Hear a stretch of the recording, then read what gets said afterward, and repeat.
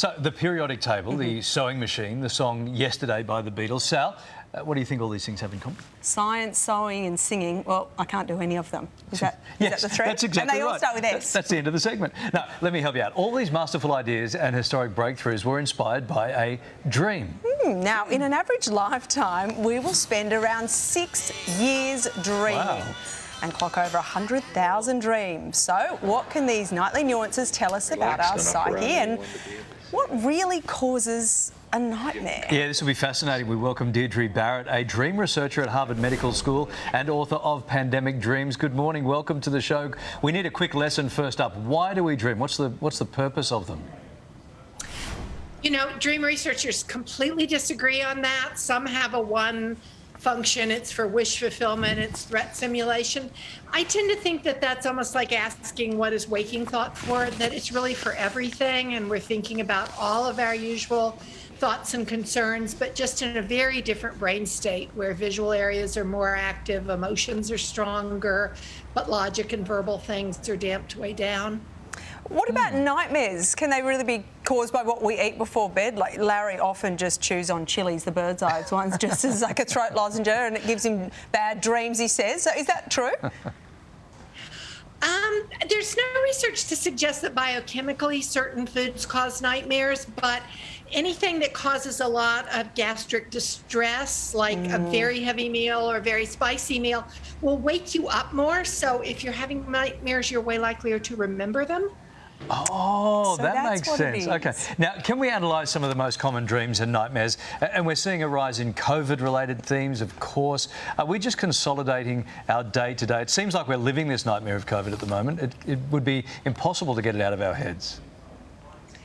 Yes, I've been doing this survey where I've collected about 14,000 dreams from 6,000 people and counting. I wrote a book called Pandemic Dreams and did an academic research article on it. So it's been fascinating to watch how it plays out in our dreams. What about snakes? What do they actually mean? I've heard a few things, but I'd be interested in your professional opinion. Well, you know, dream psychologists, as opposed to the sort of trashy cookbook you look up, oh, to dream of a frog means your cousin is coming tomorrow, or good luck will come or bad luck will come. In psychology, it's very strongly believed that symbolism is individual. So if somebody dreams of a snake, we start asking them, just tell me what a snake is. Pretend I'm from another planet. Tell me about snakes. And one person will go, oh, I had pets as pet snakes as a kid. I love them. Other people don't appreciate them properly, but they're just this awesome, rare, and the next person will tell you they're poisonous, they can kill you. And the next person will start talking about they're long and thin and they sliver-like and maybe even overtly associate to penises. So you want to get at what the snake means to that person. Exactly. Okay, I was just thought I was going to ask you a naughty question, but you just said penises, so let me just pick up on that. And thin. No, you can try to top me. Yeah, okay. What about dreaming something naughty, like sleeping with your boss, or the script says your best mate's partner? But I'm just going to broaden that out in case my best mate's partner's watching, or my best. So, or your friends, one of your friends' partner, wider group, yeah. Again, I mean, you want to ask about that person. And I mean, sometimes the associations will quickly go to, well, actually that person's pretty attractive and they were flirting with me last week, and something that seems kind of literally like you are tempted, whether you would or not. But so Larry's not flirting with the boss. Other times it'll go very quickly to what that person is like. Well, they're so strong and organized, and so dreams like that can be very symbolic of wanting to unite with some of that person's qualities.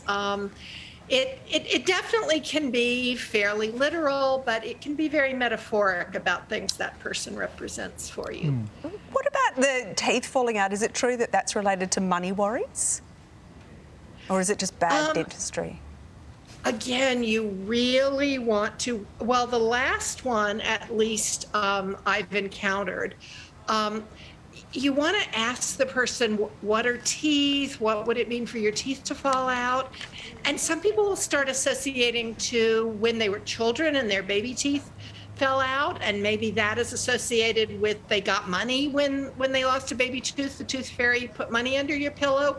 Others, though, hadn't been told their teeth would fall out, and it was really this horrifying, scary thing wrong with their body.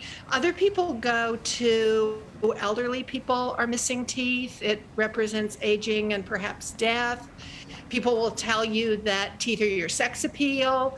People will tell you that you need your teeth to eat, or animals use them for aggression. So you definitely want to listen for that person. All right, Deirdre, absolutely fascinating. Love to stop and chat, but I've got to go and apologise to the boss's husband and to all my friends' wives with my teeth. Thank you. Lovely to see you this morning. So many Great chat. meanings. Fascinating. So many. Fascinating. I have to read the book.